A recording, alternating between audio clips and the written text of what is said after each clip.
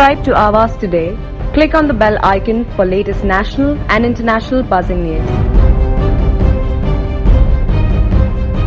मराठा आरक्षण पर शांत रहने की अपील करते हुए सीएम उद्धव ठाकरे, देवेंद्र फडणवीस ने समर्थन का आश्वासन दिया। नेताओं ने मथाड़ी के नेता स्वर्गीय अन्ना साहेब पाटिल की जयंती के मेलावे में भाग लिया। मुख्यमंत्री उद्धव ठाकरे ने मराठा समुदाय से शांत रहने की अपील की है, क्योंकि सरकार आरक्षण के मुद्दे पर विचार कर उपाय कर रही है। विपक्ष के नेता देवेंद्र फडणवीस ने सरकार को इस मुद्दे पर कोई राजनीति नहीं होने देने का समर्थन करने का आश्वासन दिया है। ठाकरे वीडियो कॉन्फ्रेंसिंग के माध्यम से ठाकरे और फडणवीस मथाड़ी आंदोलन के संस्थापक अन्ना साहेब पाटिल की 27वीं जयंती को मनाने के लिए आयोजित वार्षिक मथाड़ी बैठक में बोल रहे थे। बैठक के लिए सहकारिता और मार्केटिंग मिनिस्टर बाला साहेब पाटिल, पूर्व मंत्री और विधायक गणेश नाइक, मथाड़ी नेता नरेंद्र पाटिल भी उपस्थित थे, जो अन्ना साहेब पाटिल आर्थिक विकास महामंडल के अध्यक्ष एमएलसी और मथाड़ी नेता शशिकांत शिंदे, विधायक प्रसाद लाड और गुलाब राव जगताप अन्य लोग शामिल रहे। पिछले 38 वर्षों से पहली बार बैठक को सीमित उपस्थिति के साथ मथाड़ी भवन के एक करीबी परिसर में आयोजित किया गया था और कोविड महामारी प्रतिबंध के कारण ऑनलाइन टेलीकास्ट किया गया था। ठाकरे ने कहा कि मुख्य रूप से मराठा समुदाय से संबंध रखने वाले मथाड़ियों को संबोधित करते हुए हमने मराठा आरक्षण पर उच्चतम न्यायालय में अपील की है। इसके लिए सबसे अच्छे वकील तैनात किए हैं, कोई कसर नहीं छोड़ी जाएगी। हमने समुदाय को राहत देने के लिए कैबिनेट में कुछ फैसले भी लिए हैं। उन्होंने कहा, हम अदालत के फैसले के मापदंडों के भीतर सभी उपाय और निर्णय ले रहे हैं ताकि अदालत की अवमानना और कानून खराब ना हो। सर्व माथाडी बांधवांनो, भगिनींनो आणि मातांनो, किती पटपट दिवस जात आहेत। गेल्या वर्षी आपण एकत्र जमलो होतो, हाच दिवस होता आणि तो जल्लोष, तुम्ही केलेलं माझं स्वागत हे जणू काही अगदी काल परवा झाल्यासारखं आहे। सर्वप्रथम मी अण्णासाहेबांना त्यांच्या 87व्या जयंतीनिमित्त अभिवादन करतो, कारण ते जर नसते तर परिस्थिती काय असती ह्याची कल्पना सुद्धा करता येणार नाही। गेल्या वर्षी मी आपल्याकडे आलो होतो तेव्हा या सर्व गोष्टींचा नाही म्हटलं तरी एक आठवणीच्या रूपामध्ये माझ्यासमोर सगळं काही सांगितलं गेलं होतं, तो आढावा आजही माझ्यासमोर आहेच। मी गेल्याही वर्षी आपल्याला म्हटलं होतं की अण्णासाहेबांना भेटण्याचा किंवा पाहण्याचा योग मला आला नव्हता, पण बाळासाहेब आणि अण्णासाहेब यांचा जो काही स्नेह आणि ऋणानुबंध होता तो बाळासाहेबांच्या माध्यमातून जेव्हा ते घरी सर्व शिवसेना नेत्यांसोबत चर्चा करायचे तेव्हा तो आम्हाला अनुभवायला यायचा। आणि एक खंत मी नेहमी माझ्या मनामध्ये आहे ती हीच आहे की ह्या दोन शक्ती जर महाराष्ट्रामध्ये तेव्हा एकत्र आल्या असत्या, आणि ज्याची सुरुवात थोडीशी झाली होती, नक्कीच झाली होती। हे दोघं जवळ येतानाच नको ती घटना घडली आणि ते सगळं स्वप्नवरत वाटणारं स्वप्नच होतं, ते भंग पावलं। असो, आता ह्या गोष्टी नुसत्या उगाळण्याखेरीज आपल्या हातामध्ये काही नाही आहे। गेल्या वर्षी मी जेव्हा आपल्यासमोर आलो होतो, निवडणूक काही तोंडावरती होती। मी होतो, माझ्या समवेत नरेंद्रजी पण होते, सर्व इतर माथाडी आपल्या परिवारातील इतरही नेते होते आणि राज्याचे मुख्यमंत्री पण होते। आज मी आपल्यासमोर आलेलो आहे, हे 2 in 1 आलेलो आहे। म्हणजे मी शिवसेना प्रमुखांचा पुत्र, शिवसेना पक्षप्रमुख आणि अर्थातच राज्याचा मुख्यमंत्री म्हणून आपल्यासमोर आलेलो आहे। मी गेल्या वर्षी काय बोललो ते विसरलेलं नाही आहे। माझ्यासमोर गेल्या वर्षी आपण जे काही मांडलं तेही विसरलेलं नाही आहे। फक्त एक गोष्ट अशी आहे की गेल्या वर्षामध्ये राजकारणसुद्धा बदललेलं आहे आणि ही परिस्थिती आपल्यासमोर आलेली आहे जिचा आपण सामना करतो, ती जर का नसती, कोविडची परिस्थिती नसती, तर आज मी पुन्हा एकदा तुमच्या सोबत या व्यासपीठावरती आत्ता जसा आलोय तसा न येता प्रत्यक्ष हजर राहिलो असतो। कारण आपलं आयुष्यच असं आहे। राजकारण म्हटल्यानंतर गर्दीही आलीच, आपली माणसंही आलीच, त्यांचा जर का आपल्या सभोवती गराडा नसेल तर मग त्या आयुष्याला तरी काय अर्थ आहे। मला तो सगळा जल्लोष आठवतोय, तो सगळा उत्साह आठवतोय, तो उत्साह अजूनही ताजा आहे. हे थोडे दिवस आपल्यावरती बंधन आहे, नक्की आहे. हे बंधन ज्या क्षणी दूर होईल, कोविडचं संकट ज्या क्षणी दूर होईल, तेव्हा मी आपल्या समवेत पुन्हा आपल्या कार्यक्रम जल्लोषात सादर करायला आल्याशिवाय राहणार नाही. हे वचन मी आज तुम्हाला देतोय. हे झालंच पाहिजे आणि हे होणार. आपल्याशी आज या माध्यमातून बोलताना एक गोष्ट मला आपल्याला सांगायची आहे की माथाडी म्हणजे जिद्द आली, माथाडी म्हणजे कष्ट आले, माथाडी म्हणजे चिवटपणा आला आणि माथाडी म्हणजे संघर्ष आला. ही सगळी परंपरा आपण समर्थपणे पुढे नेतात. जी परंपरा अण्णासाहेबांनी सुरू केली होती, नरेंद्र आज त्याच तडफेने आणि जिद्दीने पुढे नेत आहेत. नरेंद्र आज आपल्यासोबत आहेतच, आम्ही दोघेही एकमेकांच्या सोबत आहोत आणि ही साथ सोबत आता सुटायची नाही, आता सोडायची नाही. त्यावेळेला जे एक स्वप्न होतं की अण्णासाहेब आणि बाळासाहेब हे एकत्र आले असते तर आपल्याला हे तर काय झालं असतं ते आपण सोबत राहून पुढे न्यायचं आहे. कारण त्या दोघांचं एकच स्वप्न होतं की समर्थ आणि सशक्त महाराष्ट्र.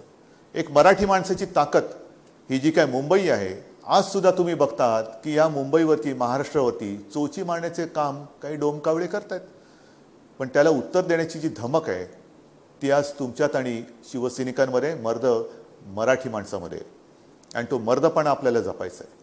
असो, मला बाकीचं काय राजकारण बोलायचं नाही आहे. ज्या काही गोष्टी आपण तेव्हाच्या मुख्यमंत्र्यांसमोर मांडल्या होत्या त्या आज मी माझ्या हातात घेऊन बसलेलो आहे. आणि एक एक स्वप्न, हे स्वप्न नुसतं स्वप्न न राहता प्रत्यक्षात आणण्याची जबाबदारी ही या सरकारची आहे आणि ती पार पाडायची, ती पार पाडणारच आहे. मी मागेही आपल्याला म्हटलं होतं की आपण काबाड कष्ट करून इतरांची घरं, इतरांचे बंगले, इतरांची इमले हे उभे राहतात, ते उभे राहण्यासाठी मदत करतात, पाठीवरती ओझी वाहता, पण स्वतःची घरं कधी आपली बांधली जाणार. ती घरांची योजनासुद्धा आपण मार्गी लावतो आहोत, तिचीसुद्धा नाही म्हटलं तरी एक मार्गक्रमण चालू आहे. आणि मी तुम्हाला वचन देतोय की ही घरांची योजना आपण करणार म्हणजे करणारच. ही माथाडी कामगारसुद्धा, माथाडी मजूरसुद्धा हा घर मालक हा झालाच पाहिजे, त्याच्या हक्काचं आणि त्याच्या मालकीचं घर हे असलंच पाहिजे. हे जे काय आपलं स्वप्न आहे हे मी तुम्हाला पूर्ण करून देणार, त्याच्याबद्दल काही चिंता करू नका. प्रश्न अनेक आहेत, तुमच्या मागण्यासुद्धा अनेक आहेत. तुमच्यावरती काही जण जे माझ्या कानावरती आलेले की काही गुंडगिरी करतायत, खरं म्हणजे गुंडगिरी करण्याची हिंमत होता कामा नये आणि ती जबाबदारी आपण सुद्धा घेऊ ना. जर का असं काही कुठे होत असेल तर ती जबाबदारी आपण घेऊ, ती सुद्धा मोडून कशी काढायची आणि बघू पुढे काय करायचं ते. पण प्रश्न जे मी तुम्हाला अनेक सांगतो आहे त्याच्यामध्ये मराठा आरक्षणाचा एक प्रश्न आहे. एक अनपेक्षितरित्या आपण जो काही निर्णय सर्व पक्षांनी मिळून घेतला त्याला उच्च न्यायालयात आपण जिंकलो, सर्वोच्च न्यायालयात त्याला आव्हान दिलं गेलं, तेही आपण लढतोय. देशातले सर्वोत्तम आणि अतिशय ज्येष्ठ तज्ज्ञ असे वकील ह्या खटल्यासाठी, या केससाठी आपण दिलेले आहेत. कुठे काही कमी पडू देणार नाही, अजिबात देणार नाही. तरी देखील अनपेक्षित जी काही एक स्थगिती दिली गेली त्या स्थगिती उठवण्यासाठी आपण पुन्हा सर्वोच्च न्यायालयात गेलेले. आणि ही स्थगिती जोपर्यंत उठत नाही तोपर्यंत मराठा समाजाला जे काही इतर माध्यमातून म्हणजे कुठेही न्यायालयाचा अवमान होणार नाही अशा पद्धतीने जे काही त्यांना लाभ द्यायचे आहेत ते देण्यासाठी सुद्धा सरकारने 2-3 दिवसापूर्वी झालेल्या मंत्रिमंडळाच्या बैठकीत काही निर्णय घेतलेले, तेही आपल्यासमोर आलेले आहेत. निर्णय अनेक घेऊ शकतो आपण, पण हे घेताना नाही म्हटलं तरी न्यायदेवतेचा कुठे अपमान होणार नाही त्याचं भान राखून आणि ज्येष्ठ विधितज्ञांशी चर्चा, सल्ला मसलत करूनच आपण हे निर्णय घेतो. थोडक्यात काय की प्रत्येक पाऊल अत्यंत विचार करून, कुठेही त्याच्यामध्ये काही दुष्परिणाम होणार नाही ह्याची खात्री करून आपण टाकत चाललेलो. जे जे विषय आपण हाती घेतलेले आहेत ते यशस्वी कसे होतील या दृष्टीने आपण निर्णय घेतो. नाहीतर कोणाला काही बरं वाटतं म्हणून घेतला निर्णय आणि मग पटकन काहीतरी डोक्यात हातोडा पडला, या गोष्टी आपल्याला टाळायच्या आहेत. आणि म्हणून आपल्याशी मी बोलताना एक नम्र आवाहन सर्वांनाच करतोय, महाराष्ट्रातील तमाम जनतेला करतोय की ही न्यायालयाची लढाई आहे. न्यायदेवतेचा कुठे अवमान होणार नाही ह्याची खबरदारी जशी सरकार घेत आहे तशीच आपण सुद्धा घ्यायला पाहिजे. आपल्याला ही न्याय हक्काची लढाई जिंकायची आणि ती जिंकण्यासाठी सरकार पूर्ण ताकदीने हे तुमच्या सोबत आहे, मराठा समाजाच्या सोबत आहे. इतर कोणत्याही समाजावरती कोणताही अन्याय होऊ न देता या समाजाला न्याय मिळवून देण्यासाठी सरकार हे वचनबद्ध आहे आणि त्या वचनबद्धतेच्या दिशेनेच आपण एक एक पाऊल पुढे टाकत चाललेलो. बाकी सगळ्या ज्या काही गोष्टी आहेत मी आपल्याशी बोललेलो आहे. माझ्याकडे आज सुद्धा हा कार्यक्रम तुमचा आलेला आहे की काय काय तुमच्या मागण्या आहेत, या आहेत, या गोष्टी आहेतच, त्या मी करतोय. पण विशेष मी एक जबाबदारी तुमच्यावर टाकतोय. हे जे मी पाठी लावून बसलेलो आहे, माझे कुटुंब माझी जबाबदारी, हे आजची महाराष्ट्राची गरज आहे, नवी जगाची गरज आहे. कारण कोरोना हातपाय पसरतोय. आपल्याला सुद्धा त्यांनी एक चुणूक दाखवलेली आहे. आज सुद्धा अनेक जसे माथाडी कामगार आपले यांनी ग्रस्त असतील तसे काही माझे मंत्रिमंडळातील सहकारी हे या साथीला त्यांना सुद्धा संक्रमण होत आहे. आजच एकनाथ शिंदे कोविड पॉझिटिव्ह त्यांचा रिपोर्ट आलेला आहे. काही मंत्री यापूर्वी आजारी पडले होते, सुदैवाने व्यवस्थित बरे झालेत, खणखणीतपणाने बरे होऊन पुन्हा ते त्यांच्या म्हणजे आपल्या जनतेच्या सेवेत रुजू झालेले आहेत. काही अधिकारी आजारी पडले होते, काही पोलीस कर्मचारी, हे पोलीस कर्मचारी असतील, आरोग्य कर्मचारी असतील, डॉक्टर्स असतील, काही आजारी पडून बरे झाले. दुर्दैवाने काहींचे मृत्यू झाले.